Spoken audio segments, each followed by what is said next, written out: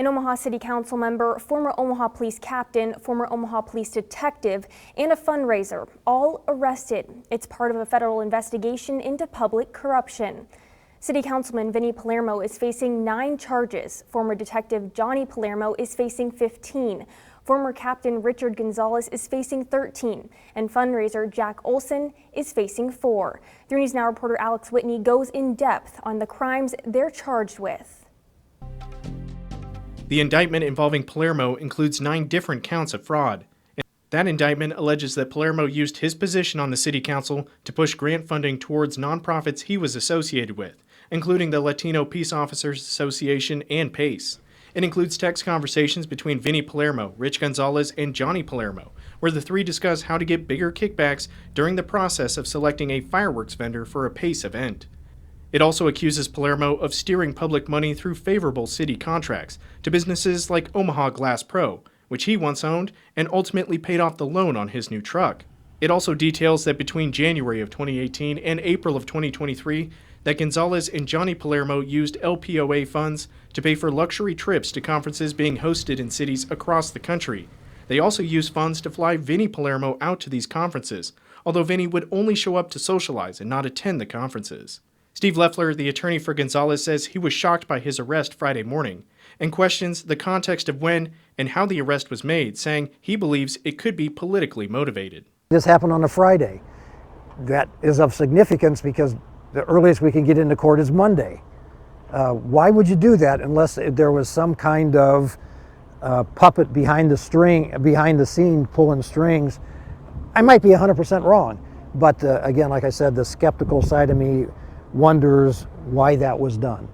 The other indictment focuses on 3 individuals, Rich Gonzalez, Jack Olson, and Johnny Palermo. That indictment alleges that Rich Gonzalez would misrepresent himself as a board member of the LPOA and conduct financial transactions on their behalf, and that Jack Olson would misrepresent himself as a donor solicitor for the LPOA. It also alleges that Olson would gather donations on behalf of LPOA that he claimed were going to be used to help disadvantaged youth sports programs. Instead of going to PACE, up to 80% of these donations would be kept by Olson, and other funds would be sent to Johnny Palermo and Rich Gonzalez. Those funds were then used for their personal benefit, including spending $46,000 on drinks in Keno at the now closed Lemon Drop Bar. It didn't stop there, though. The feds also believe that Olson solicited donations from a local massage parlor, as well as paid for commercial sex services from the parlor. Olson would even go so far as to offer the parlor space in LPOA's advertising book in exchange for sex services. In Omaha, Alex Whitney, 3 News Now. Included in the indictment, allegations about interference with a sexual assault investigation. We reached out to Omaha Police, and Public Information Officer Neil Bonacci tells us the case was investigated by the department as thoroughly as possible, then presented for prosecution. Bonacci says it did not move forward past that point. It's something we hope to continue to learn more about. Here's how city and police officials are reacting tonight. Omaha Police Chief Todd Schmatter says he's appalled but not shocked about the indictments. Omaha Mayor Gene Stothert called on Vinny Palermo's immediate resignation from City Council and plans to meet with PACE in the coming weeks to reassess the city's cooperation with PACE. Council President Pete Festerson says they'll be reviewing closely, but the City Council will continue to conduct business.